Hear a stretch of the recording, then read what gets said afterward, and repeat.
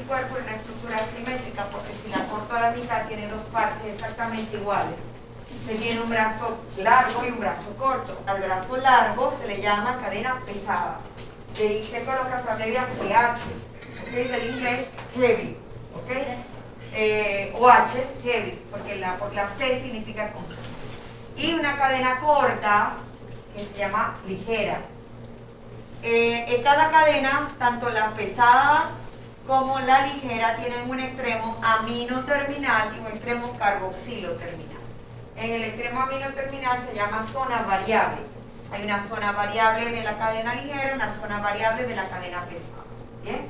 Esas zonas son variables porque se unen a los antígenos y los antígenos varían en estructura. Entonces por eso es que son zonas variables. Vemos que los dos brazos se unen, las cadenas pesadas se unen entre sí por los llamados puentes de hidrógeno, ¿bien? Que son estos puentes disulfuro que vemos acá en esta porción. Vemos la imagen que da movilidad a los brazos, se llama zona bisagra. Esa zona bisagra la vemos entre C, ¿verdad? Y les dije que las porciones constantes se numeraban como dominios CH1, CH2, CH3, ¿cierto? Entonces entre los dominios CH1 y CH2 vemos una zona que se llama bisagra y que permite la movilidad de los brazos para poder alcanzar los antígenos. Les hablé, además de ello, de que por el extremo carboxilo terminal, donde están las funciones de los anticuerpos distintas a las de unión al antígeno. Esta porción se llamaba fragmento de unión al antígeno, porción FC. Ok. Les dije que de dónde vienen esos dos nombres, fragmento de unión al antígeno, FAB, o fragmento FC. Resulta que los científicos hablaron de lo que era el corte por papaína y el corte por pexina, y se dieron cuenta que al cortar con papaína, ella cortaba por encima del puente disulfuro, ¿ok? Y al cortar por encima del puente disulfuro se dieron cuenta que me quedan dos fragmentos FAB separados, que pierden su función porque tienen que estar juntitos los dos, pero me queda una porción que se llama fragmento FC, fragmento cristalizable. En ese fragmento cristalizable se dieron cuenta que estaban todas las funciones de los anticuerpos, en esa porción. Por ahí se agarran todos los receptores y ejercen funciones los anticuerpos. Cuando lo cortan con pexina, la proteólisis, el corte, se produce por debajo del puente disulfuro. Los dos brazos quedan unidos y se dieron cuenta que allí se unen, en este caso, los antígenos a estas porciones, y el fragmento cristalizable queda degradado y se pierden las funciones efectoras de los anticuerpos. ¿Bien? Un momentito, que hay un profesor de...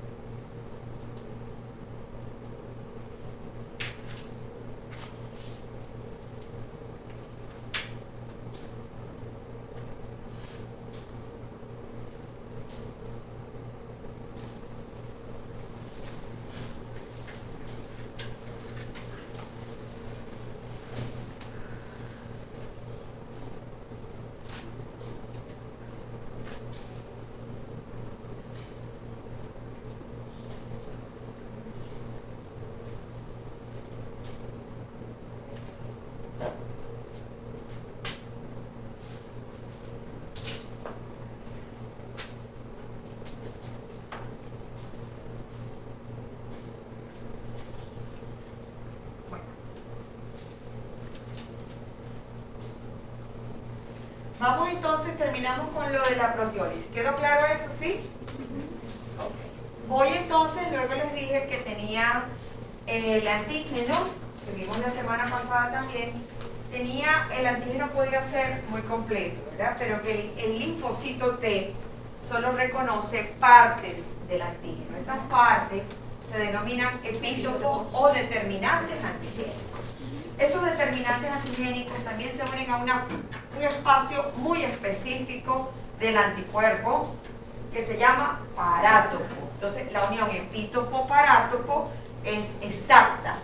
¿Qué es lo que vemos acá? El parátopo es el lugar de unión del anticuerpo que vemos acá. Recuerden que cada vez que veo una forma de Y, eso es un anticuerpo. Un anticuerpo, anticuerpo. anticuerpo, anticuerpo. Bien.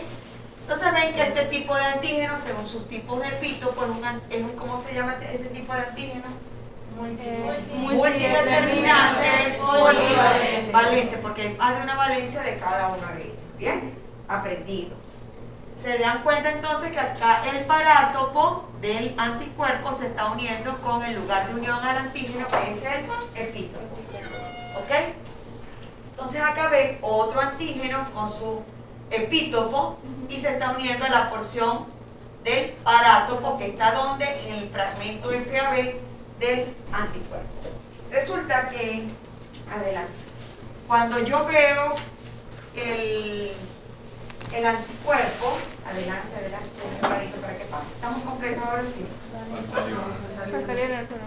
No sabemos nada. Sí. Cuando vemos la próxima semana evaluativa, ¿ok? Voy a ver dónde lo reproduzco. Si por casualidad no consigo reproducirlo, yo les aviso a través de la delegada y pagamos acá en alguna fotocopiadora y ustedes pagan sus exámenes, ¿ok? Yo no tengo ningún problema, porque el desarrollo es mucho más complicado. Adelante,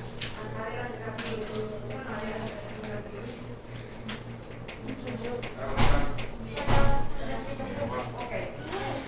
Bien, vamos entonces. Algo importante de esto es que el parátopo es como un cepillo. Entonces tiene varios dientes, ¿ok? Y esos dientes se llaman regiones determinantes de complementariedad. Es como que yo tenga un cepillo y tengo unos dientes más altos que otros. ¿Cuál diente entra en contacto primero con el antígeno o con el epítopo? El que esté más largo, ¿cierto? Entonces de esos CDR, se llama CDR tipo 1, CDR tipo 2 y CDR tipo 3. Los CDR tipo 3, que son las regiones determinantes de complementariedad tipo 3, son los que pegan de una vez con el antígeno. Repito, el parátopo tiene varios dientes, ¿ok? De esos dientes se llaman regiones determinantes de complementariedad, CDR. De esos CDR hay uno que sobresale, que es el CDR tipo 3. El primero que entra en contacto con el epítopo o el antígeno, ¿ok? Ok. Les hablé también que los anticuerpos podíamos encontrarlos en dos versiones. El anticuerpo que está pegado a la membrana, que forma parte de ¿quién? Del receptor de la célula B, BCR, del receptor de la célula B, ¿ok? En este caso vemos al linfocito B y vemos en su membrana, ¿a quién vemos en su membrana? A un receptor. Esa es una inmunoglobulina M de membrana. ¿Okay? La única que vamos a ver pegada a la membrana. ¿Por qué? Y forma parte del receptor de la célula B. El resto de los anticuerpos son secretados por el linfocito B cuando se convierte en plasmática, y es la plasmática la que secreta los anticuerpos que circulan para protegernos. ¿Bien? Entonces nosotros tenemos dos funciones grandes de los anticuerpos. El que va a formar parte del BCR, que se queda pegado a la membrana del linfocito B, y el que secretan las células plasmáticas para circular y protegernos. ¿Bien? Ok. Les dije que la unión antígeno-anticuerpo es por fuerza. Y esas fuerzas son fuerzas electrostáticas, ¿ok? Están formadas por enlaces que son débiles, pero que estabilizan la unión antígeno-anticuerpo, y entre ellos están los puentes de hidrógeno, interacciones electrostáticas, fuerzas de Van der Waals e interacciones hidrofóbicas. Recuerden, unión antígeno-anticuerpo, ¿ok? Porque la unión de la cadena pesada es por qué tipo de unión? Puentes disulfuro. Otro tipo de unión distinta, ¿ok? La suma de todas estas fuerzas entre antígeno más anticuerpo es lo que da la afinidad. Entonces, un anticuerpo será más o menos afín dependiendo de qué, del número de fuerzas que estén uniendo. ¿De acuerdo? Entonces, cuando yo les hablo de afinidad, porque hay muchas fuerzas que lo están uniendo. Cuando hablo de baja afinidad, hablo de poca fuerza. ¿Claro? Ok. Luego les hablé hablé de otra propiedad que es la avidez, ¿ok? Y cuando yo me refiero a avidez ya no es a suma de fuerzas, sino a número de uniones que tiene un anticuerpo con un antígeno. Los antígenos pueden estar bajo esta forma, la Y. Cuando ustedes ven una Y en una solita, esto es un monómero, ¿bien? Y por cada bracito puede pegarse a un epítopo, ¿de acuerdo? Es lo que vemos en la parte superior, una unión monovalente, que es de baja avidez. ¿Por qué? Porque nada más que tiene dos bracitos. Se unió solamente a dos epítopos. En este caso, perdón, la unión fue a un solo epítopo, ¿lo ven? Ven a este que sigue siendo un monómero, pero por cada bracito se pegó a dos epítopos. Esta es una interacción bivalente de mayor avidez a la anterior. Pero resulta que les dije que había un anticuerpo que es pentamélico, que tiene 5 monómeros y tiene la posibilidad, cada monómero de unirse a dos, ¿cuántas uniones tiene? 10 en total. Son 2 por cada brazo, pero si son 5 brazos, son 10. Entonces esta tiene mayor posibilidad de interacción, por eso tiene mayor avidez. ¿Lo vieron? ¿Y vieron la diferencia entre afinidad y avidez? Ok.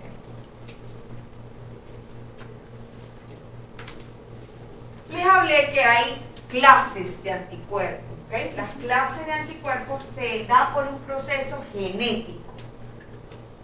Yo tengo como un chef de cocina y tengo todos los ingredientes y yo puedo fabricar el anticuerpo que yo necesito. Eso va a depender de qué, del tipo de antígeno que me estimule al linfocito B. Si es un antígeno timo independiente que le hace así al linfocito T, solo va a fabricar qué clase de anticuerpo, inmunoglobulina M, y no guarda memoria. ¿Lo recuerdan? Sí. Ese es la timo independiente, no necesita del linfocito T. En cambio, cuando el antígeno le habla al linfocito T, el linfocito T dice: déjame hablar primero con mis superiores. Va y secreta diferentes clases de citocina colaboradora, TH1 para respuesta celular, TH2 para respuesta humoral, y fabricar diferentes clases y subclases de anticuerpos. ¿Sí? ¿Me siguieron? No, eso no lo entendí. Eso no lo entendí. Okay. ¿Recuerdan los antígenos? Estoy echando para atrás. Antígenos. Ya estoy hablando de los antígenos timo dependientes. ¿Necesitan de quién? Del linfocito T. ¿Y cómo necesitan del linfocito T? El antígeno viene y le habla a la célula B y le dice: aquí estoy yo. Y la célula B le dice: no, yo no me voy a quedar, yo no te voy a hacer caso a ti. Y él va y le habla a la célula T. Le dice: mira, célula T, ahí está la profesora. Y hay que erradicar a la profesora. Entonces viene y le dice ella: no, ahí hay que erradicarle, hay que colocarle un ratón aquí. Con el ratón ella sale corriendo. Le dice el linfocito T a la célula B: mira, fabrica inmunoglobulina A, que con la inmunoglobulina A la doctora se va. Entonces viene el linfocito B, se transforma en plasmática y secreta inmunoglobulina A para erradicar a la profesora. ¿De acuerdo? Okay. ¿Se dieron cuenta cómo el linfocito B fue incapaz de actuar solo? Sino que actuó bajo la directriz de ¿quién? Del linfocito. Por eso se llama antígeno timo dependiente. Porque necesita de la respuesta que le va a dar la célula T para actuar la célula B al transformarse en plasmática. Entonces, en esa etapa, ¿verdad? En esa etapa de antígeno timo dependiente, él tiene los genes, están todos alineados, ¿ok? Los genes. Entonces tengo los genes de la cadena ligera, los genes de la cadena pesada, en la misma línea genética. Y tengo las cadenas J de unión. Si yo le digo: yo quiero fabricar inmunoglobulina M, que es la que se fabrica de inmediato, en todo proceso primario. ¿Bien? Yo vengo y reordeno, agarro, decodifico el gen y lo convierto en proteína. Y tengo del gen mu, la inmunoglobulina M. Esa es la que se fabrica de inmediato. No, doctora, pero yo no quiero M, ahora quiero G. Tengo que rearreglar los genes, ¿verdad? Y es el gen que sigue. Rearreglo los genes y aparece entonces el gen gamma para generar una proteína de ese gen decodificada que se llama gen inmunoglobulina G. Y así sucesivamente. Sigue la A, sigue la E y finalmente está la D. ¿Ok? Vamos a ver a cada una de ellas. Esto que ven acá son los genes. Gen gamma da origen a la inmunoglobulina G. Inmunoglobulina se abrevia I mayúscula, G minúscula. El gen mu a la inmunoglobulina M, el gen alfa a la inmunoglobulina A, el gen delta a la inmunoglobulina D y el gen épsilon a la inmunoglobulina E. ¿Bien? Ok. Se las presenté ese día, ¿cierto? Les dije que todos estos son monómeros, que las diferencias entre ellas estaban en la cadena pesada y en la cantidad de residuos de azúcar que tienen adheridos. ¿Bien? Pero lo que ustedes tienen que recordar más que eso estructural son las funciones. Y le dije que habían dos de ellas que no actúan como monómero. La inmunoglobulina A, que actúa como dímero. Dos monómeros. Unidos a través de una cadena J de unión. ¿Bien? Y que ejercía el efecto teflón. Y les dije que hay otra, que es la inmunoglobulina M circulante, distinta a la M de membrana. Porque la M de membrana está pegada ¿a dónde? Al linfocito B, formando ¿qué? El BCR. Muy bien. La que circula no es un monómero receptor, es un pentámero. ¿De acuerdo? Y el pentámero, al unirse con el epítola, que tiene mayor avidez o afinidad. Avidez. Porque la afinidad viene dada por ¿qué? La fuerza, antígeno, anticuerpo. Muy bien. Ok, vamos a conocer cada una de estas 5 clases de anticuerpos. Hay 5 clases. ¿Ok? Tienen la M, la G, la A, la E y la D. Les presento la M por su estructura.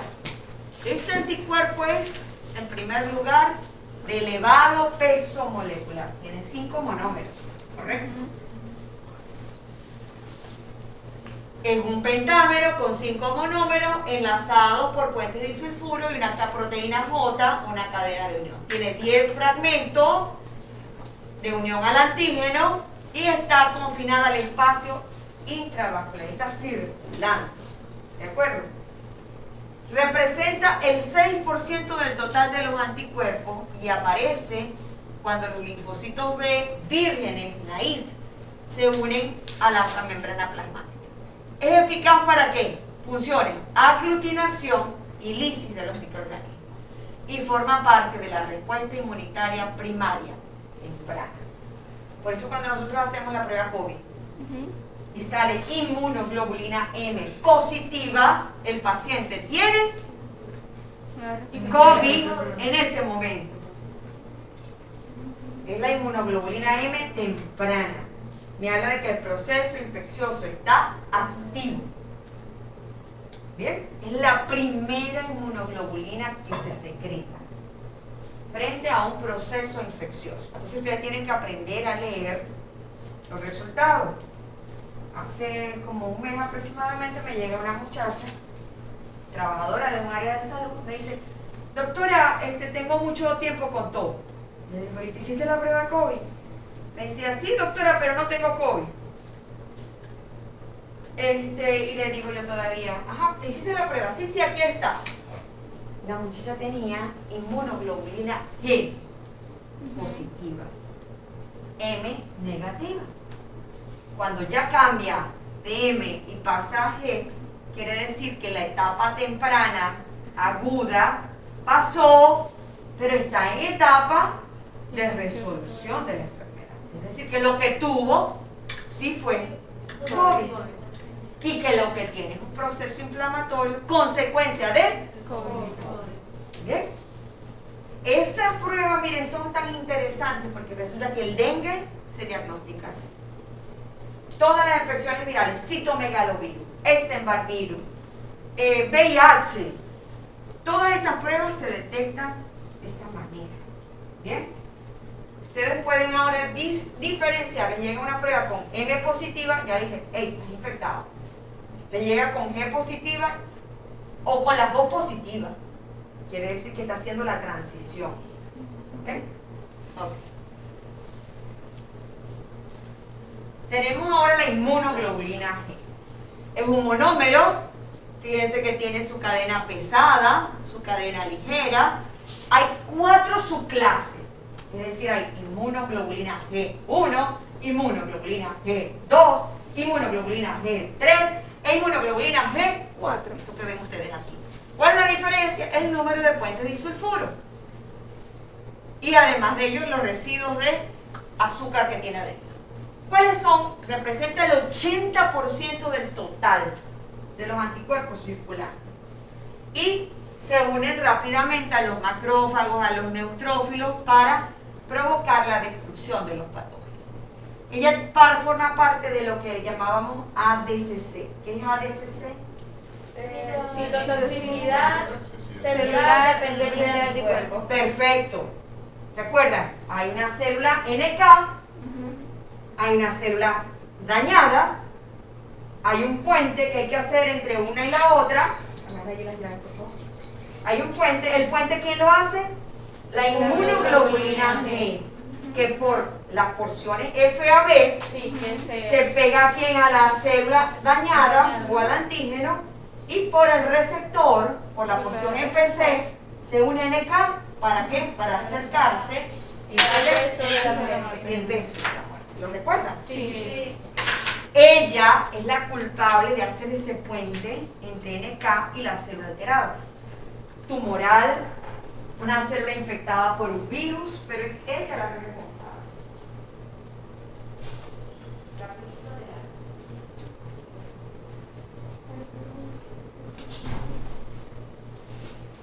Ok, seguimos. Necesito a las 8 un permiso. ¿Qué hora es? ¿Ya son las 8? Sí. Déjenme un momentico llevar algo a la facultad. Y ya regreso. Altísimo, ¿ok? Vamos viendo las funciones. Vayan tomando nota de eso. Ya vengo. Quedas al cargo. Ustedes dos de la puerta. Nadie entra. ¿Bien? Por favor. La inmunoglobulina G es la única que atraviesa la barrera placentaria. La barrera placentaria. Sí, señor. La placenta. Y miren esta imagen, ¿no? De este lado está mamá, de este lado está la circulación del bebé. Esta es la placenta. Miren que aquí está la inmunoglobulina G. Hay un receptor que se llama FcRn. FC, fragmento cristalizable, RN, recién nacido. ¿Ok? FC, R mayúscula, N minúscula, recién nacido. Ustedes ven el anticuerpo, ¿verdad? Como ven, se une al receptor y el receptor atraviesa la placenta y llega al lado del bebé. Entonces ustedes son los médicos de atención primaria. Le llega la embarazada. Y como rutina le piden toxoplasmosis. Para saber si tiene toxoplasmosis. Si tiene toxoplasmosis, tienen que colocar tratamiento porque si no el muchachito viene con malformaciones congénitas. El TORCH. ¿Ok? Ok. Resulta que el niño, la mamá tiene IgM positiva contra toxoplasmosis. IgG negativa. ¿Qué van a hacer ustedes? ¿Colocar o no tratamiento a mamá? No colocar tratamiento. Porque la inmunoglobulina G es la única que atraviesa la placenta, o sea que el bebé puede estar comprometido. El bebé está comprometido, el bebé no tiene protección y si mamá está enferma, mamá está enfermando a la criatura. Hay que colocarle tratamiento porque ese muchacho se va a deformar. Sí. Va a venir sordo con malformaciones congénitas. Eso está en manos de ustedes. ¿Ok? Si ustedes no tomaron la decisión de colocarle tratamiento a mamá, ese muchacho va a nacer con deformidades. Ahora bien, si mamá tiene inmunoglobulina G positiva y M negativa, ¿le colocan tratamiento? G positiva. Estaría bien. O sea, estaría Ya está el bebé Está estaría protegido, el bebé está protegido porque está pasándole mamá el anticuerpo protector de ella, se lo está pasando al bebé. ¿Ok? Y el bebé está protegido. No necesito colocar tratamiento. ¿Bien? ¿Se dieron cuenta? ¿Sí? Y eso pasa con todas las infecciones en donde ustedes miran en mamá anticuerpos. La M, bebé desprotegido. La G, bebé protegido. ¿Bien? Ok. Y vemos lo que les había, otra de las funciones de la inmunoglobulina G es la vía clásica del complemento, que la vamos a ver la próxima semana. La próxima semana el modo va a ser, les doy la clase primero y al final, la hora siguiente, hacemos el examen. ¿Bien? Ok. Vamos a ver la próxima semana la activación de la vía clásica del complemento, en donde vemos esta estructura que hace que al unirse al anticuerpo se active una cascada de lysis, de destrucción osmótica de esas. Y la función, la otra función que les había mencionado se llama ADCC, citotoxicidad celular dependiente de anticuerpos. Y les dije que veíamos las dos células, la célula NK, natural killer, y veíamos la célula dañada, infectada. ¿Infectada por qué? Por un virus. Ahí vemos las dos imágenes, ¿sí? Y entre las dos, ¿cómo se están comunicando? Por un puente. ¿Quién es ese puente? La inmunoglobulina G. Y al acercarse, esta NK le da el beso de la muerte, le lanza granzimas, perforinos para provocar la muerte y destrucción de esta célula y del material genético. ¿Bien? ¿Lo recuerdan? ¿Sí? Sí. Bello, ¿verdad que sí? Sí. Aquí tienen otra función, esta está activada, reconocimiento, englobamiento y destrucción. Es decir, fagocitosis. ¿Sí? Qué bello, ¿verdad? Miren, y resulta que esta es una bacteria capsulada. Si yo la quiero fagocitar a ella, se resbala. ¿Qué fue lo que le coloqué para facilitar la fagocitosis? La inmunoglobulina. Una inmunoglobulina G. La inmunoglobulina G es una oxonina. ¿Qué hacen las oxoninas? Revisten, oxonizan, ¿cierto? Es decir, revisten, se unen a patógenos capsulados para facilitar la fagocitosis y destrucción, posterior destrucción. ¿Lo vieron en la imagen? Sí. Les presenté ahora en vivo quién es una oxonina, la inmunoglobulina G. ¿Aprendido? Sí. Muy bien. Otras funciones, neutraliza toxinas bacterianas y es la inmunoglobulina más importante de la respuesta inmunitaria secundaria. ¿Quién es la de la primaria? La M. M. ¿Quién es la de la secundaria? La G. La G. Muy bien. Ok, cambio de anticuerpo ahora. Me voy con la inmunoglobulina D. La inmunoglobulina D, poco abundante, ella normalmente no circula. ¿Ok? Representa aproximadamente el 1% y ella está unida a los linfocitos B. Resulta, ustedes han visto las carreras de auto. Ajá.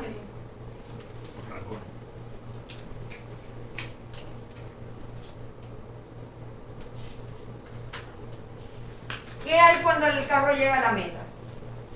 La bandera. La bandera. ¿La bandera es de qué color? Blanco y negro. Blanca y negra, de cuadro, ¿cierto? Bueno, resulta cuando el linfocito B está madurando, ¿no? Él pasa por estadios distintos. Primero es pro, después es pre, después el linfocito B inmaduro. Y cuando dice estoy maduro, mala palabra esa, realmente él dice, aparece esa bandera de cuadro, llegaste a la meta. Esa bandera de cuadro es la inmunoglobulina D. Ella simplemente ahorita, entre las pocas funciones que se conocen, es que nos dice que ese linfocito B completó la maduración, es decir, llegó a la meta. ¿Bien? Eso es lo único, entonces se coexpresa ella con el BCR. Aparecen las dos en la membrana del linfocito. ¿Ok? Aparece en los linfocitos B vírgenes, su función está relacionada con células activadas, o sea, ya está lista, completó la maduración. O sea, la inmunoglobulina D la encontramos en la membrana del linfocito. En la membrana del linfocito B y nos señala que el linfocito B completó su maduración. ¿Bien? Está activo ya para responder a los patógenos. Y les tengo la inmunoglobulina A, que era la que me faltaba. La inmunoglobulina A hay dos versiones de ella. La A1, que es el monómero, y la A2, que es el dímero. ¿Cuál de las dos sirve? El dímero. El dímero. El monómero como tal no sirve para nada. Y el dímero ejerce efecto teflón. Se llama la inmunidad de las mucosas, porque ejerce el efecto teflón en las mucosas. ¿Y dónde hay mucosa? En el tracto respiratorio, en el tracto gastrointestinal, en el tracto genitourinario. ¿Sí? Entonces, esta es la inmunoglobulina, monomérica si es la A1, dimérica si es la A2, tiene un componente secretor, que ya lo vamos a ver cómo se adquiere, corresponde al 13% del total de los anticuerpos circulantes, se encuentra en las mucosas, en las secreciones, en la leche. Esa es la otra que mamá le pasa al bebé. Mamá le pasa por placenta la G, pero por la lactancia materna le pasa la A. Únicamente la A, ¿ok? Protegiendo la superficie corporal y los conductos secretores, genera junto a la inmunoglobulina G inmunidad del recién nacido e inhibe la adherencia a microorganismos porque ejerce efecto teflón en las mucosas. Y es la más importante en el procesamiento de antígenos alimentarios en el intestino. ¿Se acuerdan la función de la tolerancia? ¿Sí? De todo lo que comemos. Ella, si ejerce efecto teflón, impide que respondamos a esos elementos exógenos. ¿Bien? Me faltaba la inmunoglobulina E, ¿cierto? Sí. La inmunoglobulina E, que ustedes la conocen mucho porque es la inmunoglobulina de las alergias. ¿Bien? De hecho, las pruebas de alergia se basan en determinar la inmunoglobulina E. ¿Por qué? Porque la inmunoglobulina E se pega por su porción FC a los mastocitos. ¿Y qué tenían los mastocitos basófilos en su interior? Gránulos. Gránulos. ¿Y esos gránulos tienen? Vitamina. Entonces resulta que cuando la inmunoglobulina E, además de pegarse al mastocito, se pega al alergeno, provoca que se degranule, se libera el contenido de los gránulos, se libera histamina. ¿Bien? Y esa es la respuesta alérgica. ¿De acuerdo? Entonces por eso es que cuando la inmunoglobulina E está aumentada, ¿qué sospechamos nosotros? El paciente tiene un cuadro alérgico. Más alta, mayor respuesta. Y esa inmunoglobulina E es específica contra cada alergeno. Si yo quiero saber si él es alérgico a los ácaros, le mido inmunoglobulina E específica contra el ácaro. ¿Bien? Si yo quiero saber si ella es alérgica a la leche, yo le mido inmunoglobulina E específica contra la beta-lactoglobulina, que es la proteína de la leche. ¿Bien? Es decir, que se mide todo lo que esté circulando, que sería la total, pero la específica son las pruebas, famosas pruebas de alergia. ¿Ok?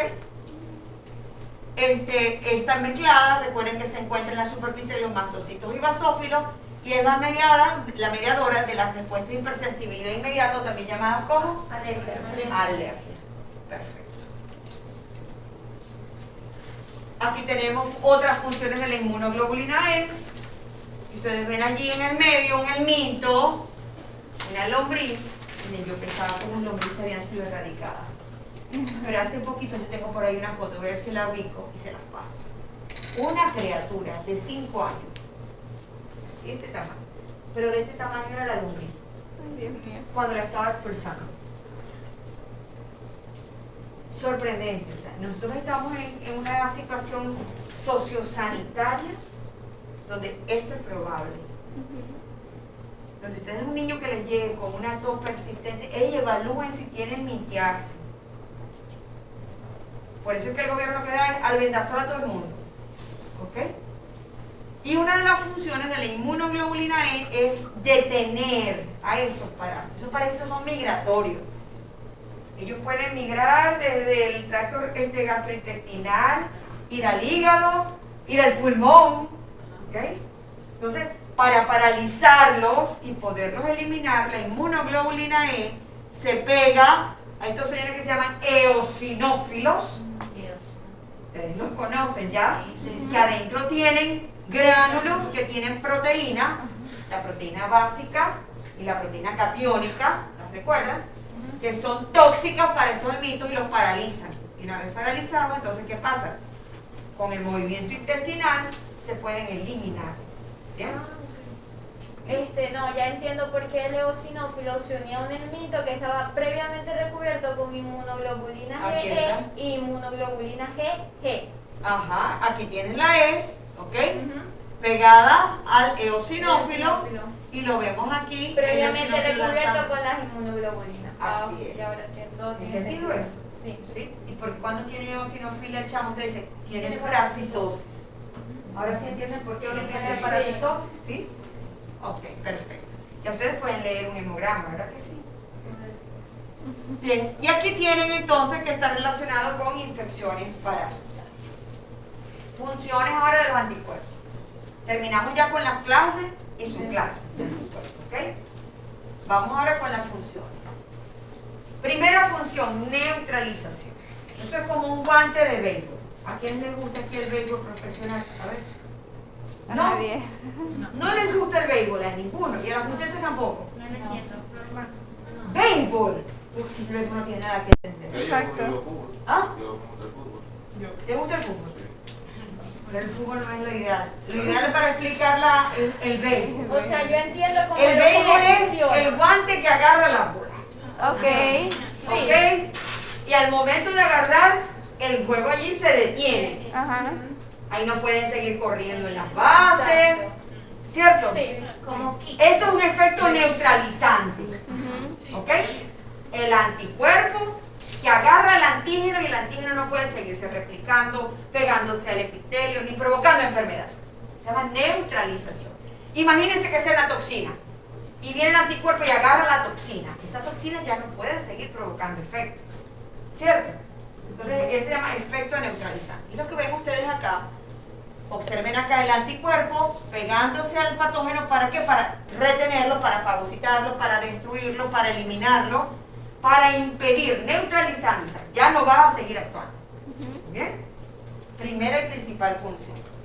La segunda función, oxonización. Inmunoglobulina G. Miren la llegada a ella. Patógeno encapsulado, necesitamos fagocitarlo, pero no se deja. Lo oxonizo con inmunoglobulina G. Ahora sí, por la porción FC, tengo un receptor por aquí que se va a pegar a la porción FC y lo reconozco ahora, lo englobo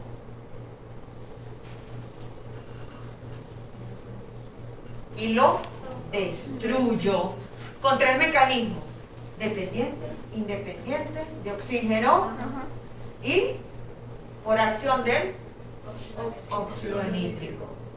Ya lo estudiamos. Sí, sí. ¿Cierto? En conjunto los tres mecanismos, ¿cómo se llaman? Estallido respiratorio. Que de respiratorio no tiene nada. ¿Bien? ¿De acuerdo? ¿Sí? Tienen que aprenderse los tres mecanismos. Por acción de enzima, independiente de oxígeno, por acción de radicales libres, dependiente de oxígeno y por acción de óxido nítrico. Ok, le tenía otra función, activación de la vía clásica del complemento, que es la que vamos a ver la próxima semana en detalle. Otra función, protección de mucosas. ¿Cuál es la inmunoglobulina que protege las mucosas?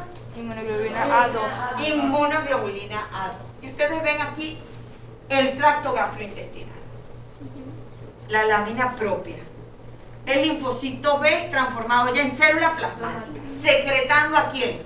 A los monómeros de inmunoglobulina A, A1. Ellas dos se pegan, la cadena de unión, se formó el dímero. El dímero tiene que llegar de la lámina propia y subir hasta allá, hasta la luz, donde está el epitelio, donde tiene que hacer el efecto teflón. ¿Sí? Resulta que ella, cuando va a transitar este camino, la atacan. La cadena J de ella la atacan. Y si le dañan la cadena J, ¿qué le pasa al dímero? Y si se separa, ¿qué le pasa? No Pierde la funciona. función. Ella dice, hay que protegerte. En ese tránsito hasta llegar a la luz del intestino, hay que protegerte. Y entonces aparece un componente que se llama el componente secretor. Y el componente secretor le hace como una protección al sitio de unión. ¿Ven? Aquí miren cómo está protegiendo el sitio donde de unión. Donde está la cadena, ¿ven? Lo ven pasar, lo ven pasar, lo ven pasar. Y ahí va la protección de la zona donde está la cadena J de unión. ¿Sí? Cuando llega finalmente acá es que hace el efecto teflón, protector de la superficie mucosa.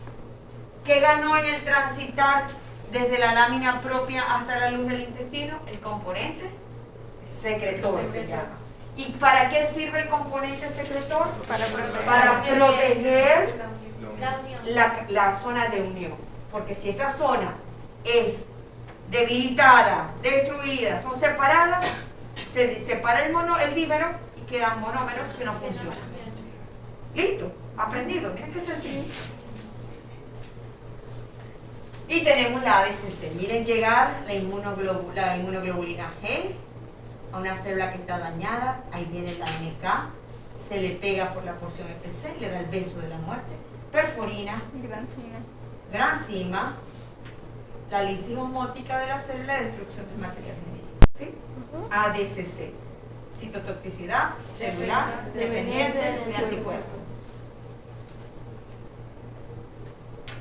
No lo olvidan, ¿no? Perfecto. Ahora les pregunto en el examen ADCC. Y empiezan, recuérdenme, ¿qué era la A? ¿Qué era la D? ¿Qué era la CC? Entonces yo me la estudié al revés. CCDA. ¿Ok? Y tengo la función de aglutinación.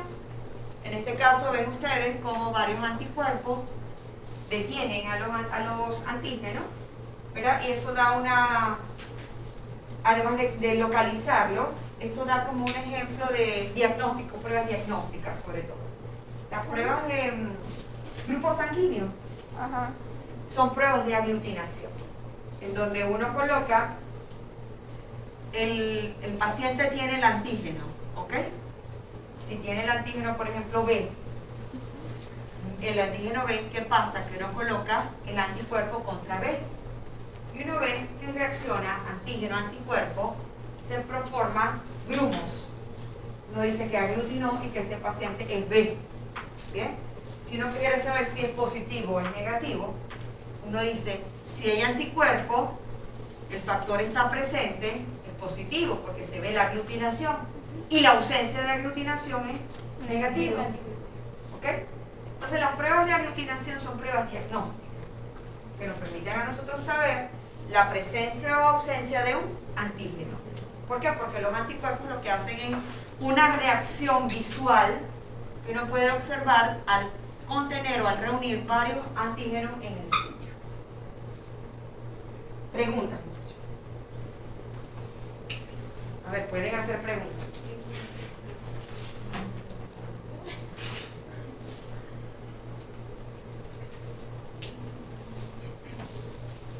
¿No hay preguntas? Creo, tengo idea de que tengo, pero necesito verlo. Yo sí. Ajá. Ahora las preguntas, próxima semana, examen. ¿Cómo es el examen, doctora? De todo un poco. De todo un poco. Hay apareamiento, hay completación, hay verdadero y falso, hay dibuje. ¿Qué tan largo sería el examen? Ay, de repente, todavía no me he sentado a hacerlo. A veces les lanzo 60 preguntas. A veces les lanzo 20 nada más. ¿En serio? ¿Estás jugando? Estoy jugando.